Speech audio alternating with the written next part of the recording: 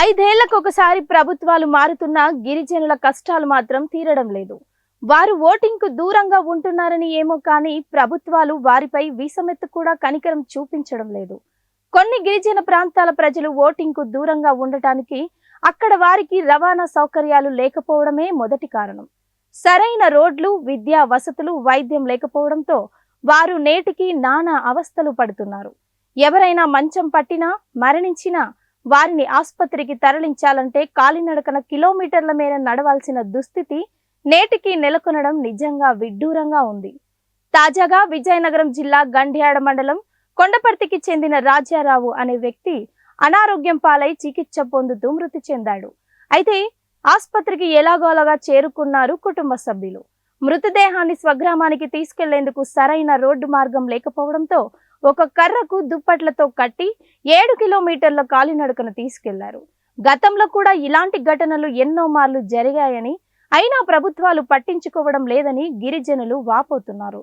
ఈ దృశ్యాన్ని చూసి పలువురు చలించిపోయారు. ప్రభుత్వాలను ప్రశ్నిస్తున్నారు. ఇప్పటికైనా తమ సమస్యలు పరిష్కరించాలని గిరిజనులు కోరుతున్నారు. మేము పంట దినుసుని మార్కెట్ తీసుకెళ్తున్నారేమో అనుకుంటున్నారేమో కాదు.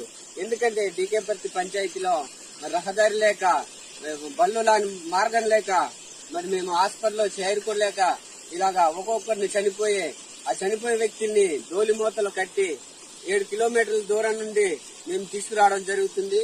ఎందుకంటే నైట్ మేము హాస్పిటల్ తీసుకెళ్లగానే విజయనగరం మరి మహారాజా హాస్పిటల్లో ఆయన చనిపోయారు.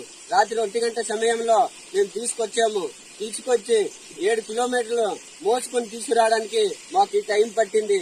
అయ్యా, ప్రభుత్వాలు ఉన్నాయి, మరి మీరు వెంటనే స్పందించండి.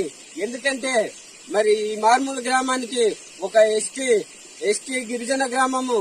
మరి మేము బతుకున్నది ఈ లోకల్లోనే బతుకుతున్నాం. అయ్యా, మీరు వెంటనే మా గ్రామాన్ని పరిశీలించండి. మా గ్రామానికి రోడ్డు మార్గం లేదు, ఒక బ్రిడ్జి మార్గం లేవు. మరి అటువంటి గ్రామాలను మీరు వెంటనే స్పందించి మా గ్రామానికి రోడ్డు ఏర్పాటు చేస్తే మా కష్టాలని కొంతవరకు మేము హాస్పిటల్కి వెళ్ళడానికి కూడా మంచి మార్గాలు సదుపాయాలు కల్పిస్తారని మరి ఈమయ్యనే మరి ఎంపీ గారు వచ్చారు. మరి కలిసి టెప్పలనాయుడు గారు మా గ్రామానికి వచ్చి మొన్న లాస్ట్ మంత్ 23వ తేదీన వచ్చి మా కష్టాలన్నీ కూడా తెలుసుకున్నారు. అయ్యా, మరి మీరు వెంటనే స్పందించి మా కష్టాలన్నీ కూడా ప్రభుత్వం దృష్టికి తీసుకెళ్ళండి అయ్యా. అలాగే మన విజయనగరం మంత్రి గారు ఉన్నారు, అయ్యా శ్రీనివాస్ గారు. అయ్యా, మా గ్రామానికి మీరు చూశారు, మా కష్టాలేంటో తెలుసుకున్నారు. మరి మీరు కూడా మా గ్రామానికి వెంటనే స్పందించి మరి మాకు రోడ్డు సౌకర్యం కల్పిస్తారని మరి మీరు మా కష్టాలన్నీ కూడా మీ వల్ల కాకపోయినా మరి సీఎం గారి దృష్టికి తీసుకెళ్ళండి. అలాగే డిప్యూటీ సీఎం గారు పవన్ కళ్యాణ్ గారి దృష్టికి తీసుకెళ్ళండి. లేదా అంటే